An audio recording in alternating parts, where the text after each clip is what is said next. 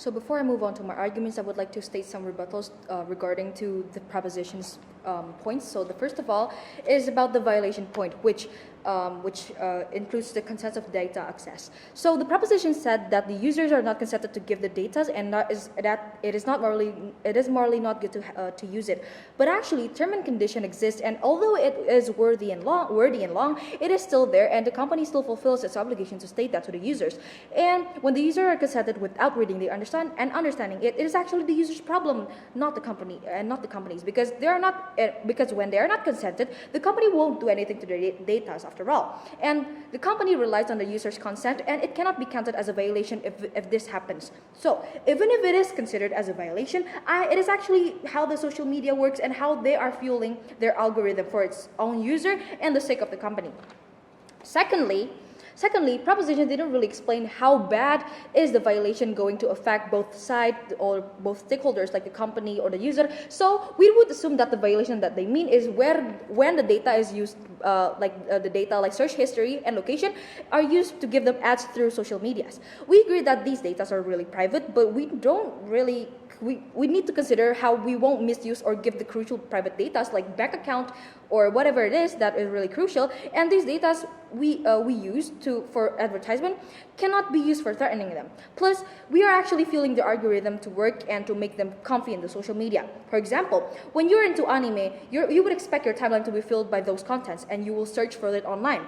But when you don't get that content you want recommended on your timeline, you would probably lose interest in the social media and leave it. But when you are getting the anime content that you want, you will be happy and you will stay online on social media.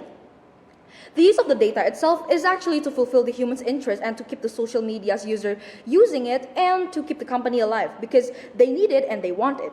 So there is no really a violation actually happening if there is. And if there is, it is not something that could be used to threaten them or give them terror. And even the mic thingy and the hackers thingy, it doesn't happen because of the mergers itself. It still happens even if it's not merged. So it is happening due to the security problems and things like that. So it's very out of context. So and when we talk about the peer pressure point, we feel like the people aren't that irrational to feel pressured when the merging happened. Like, you use WhatsApp instead of WeChat because most of your friends use it. And it's not a pressure, it's basically what you need and what you really want because you want to communicate with your friends, so you have to use different platforms to do it. So this point that the proposition has stated about the violation and peer pressure is really assumptive. Moving on to the power imbalance, and we're going to talk about the innovation, in which the proposition said that innovation will not be there because there's no competition and there will be less competitors. Actually, we feel like this competition, the competition will still be there and innovation will still exist and will unlock more chances by merging because of the bigger power, which I will later explain on my arguments. Okay, just like take Facebook as an example and Instagram. They're still adding new features even after they are merged. The proposition statement and the current status quo is not really aligned. So we believe that this is really invalid because the innovation is still there even if they are merged.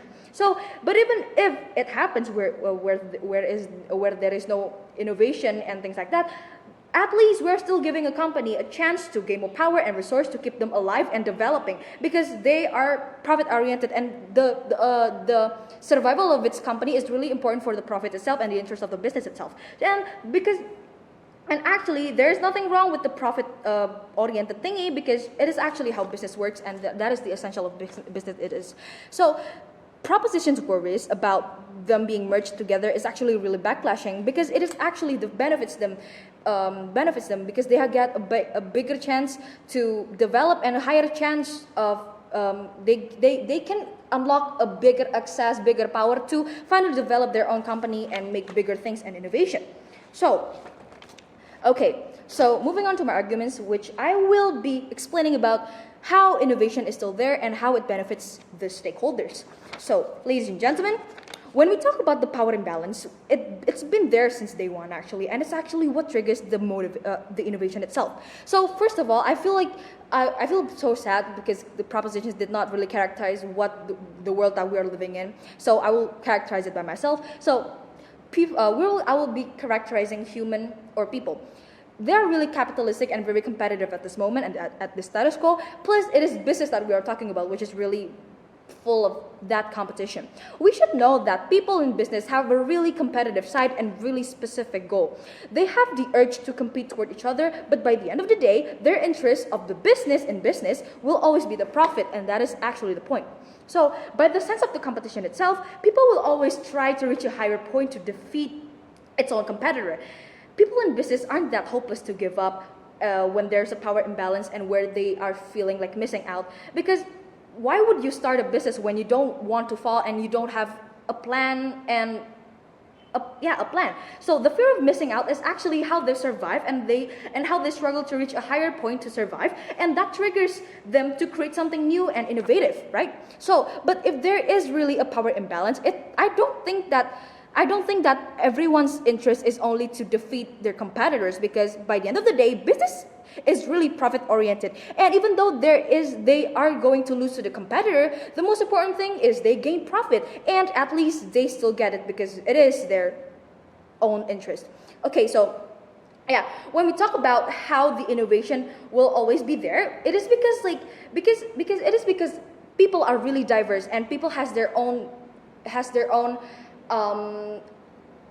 importance, right? And they have something they really specifically need. So just like cars, there are a lot of types of cars, right? Like sports, family, and city cars. Why are they so diverse? Because people's interests and people's needs are really diverse. Just like social media, Twitter, and Pinterest, and Snapchat. Twitter is really full of thoughts. Pinterest is really full of really beautiful pictures, and Snapchat is for filters and to take pictures. This is the shape of the diversity and how people are using the different social medias for different use and different interests. Yeah. So how does it benefit?